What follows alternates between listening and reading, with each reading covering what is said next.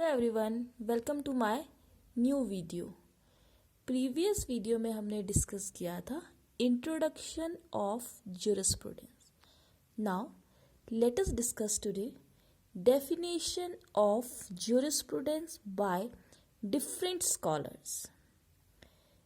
As we know, the jurisprudence deals with the basic fundamental of the law and it is the eye of law. It helps a person to understand the thoughts and division of law. Jurisprudence helps a person to understand the language and the grammar of law. In short, simple words में आप समझ लीजिए, जैसे कि हम जब English को read करते हैं, इंग्लिश की स्टडी करते हैं, टेंसेस स्टडी करते हैं, उसमें हमें पास्ट टेंस, प्रेजेंट टेंस और फ्यूचर टेंस, अगर इन टेंसेस की नॉलेज अच्छे से हो तो हम इंग्लिश को बहुत अच्छे से अंडरस्टैंड कर सकते हैं। सिमिलरली लॉ सब्जेक्ट्स में अगर हमें ज्यूरिस्प्रूडेंस की नॉलेज होगी तो हम लॉ की जो लैंग्वेज, लॉ के जो वर्ड्स हैं उसको बहुत अच्छे से इंटरप्रेट कर सकते हैं। और मोर ओवर ज्यूरिस्प्रूडेंस हमें लॉ के थॉट्स को, डिवाइडेशन को, डिवीज़न को समझने में बहुत हेल्प करता है। Historical background of jurisprudence. Ancient jurisprudence was derived from Greek jurisprudence through various scholars. Aristotle, Socrates, Plato ये फेमस ज्यूरिस्ट थे। इसके अलावा और भी बहुत ज्यूरिस्ट हैं जो हम नेक्स्ट वीडियोस में वन बाय वन डिस्कस करेंगे। Modern jurisprudence began in the 18th century and was focused on the based very first principle of natural law, civil law and law of nation.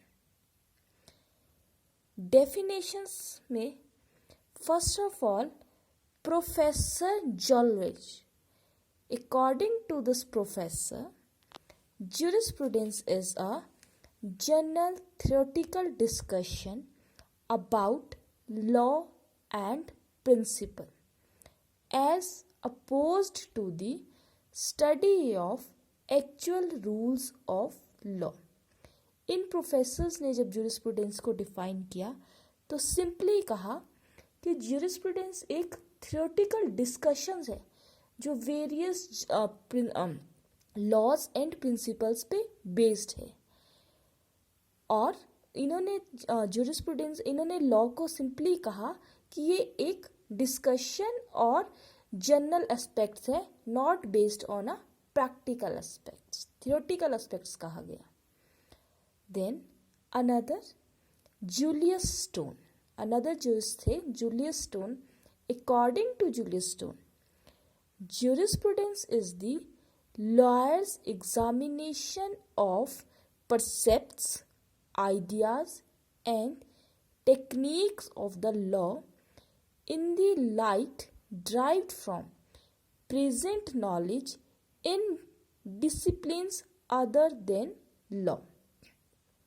Julius stone ने जब jurisprudence को define किया तो उन्होंने कहा कि jurisprudence advocates, lawyers की examinations है आइडियाज और टेक्निक्स पे, and it drive from the present knowledge. उन्होंने ज्यूरिस्प्रूडेंस के सब्जेक्ट्स को प्रेजेंट नॉलेज के साथ रिलेट किया।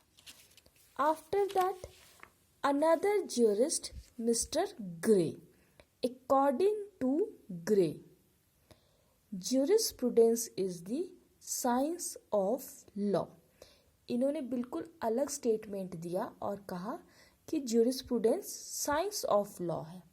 The statement and systematic arrangement of the rules followed by the courts and the principles involved in those rules. After Gray, another jurist, सामंस, जो बहुत famous jurist है, जिनका हम आगे ज्यूरिस्प्रूडेंस में बहुत बार डिस्कस करेंगे. According to Sammons, jurisprudence is the science of first principle of the civil law.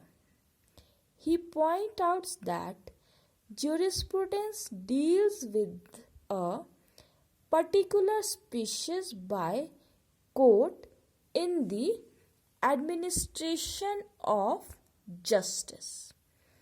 So, these are the various important definitions of jurisprudence given by various jurists.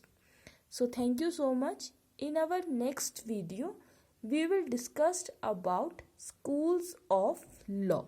Thank you.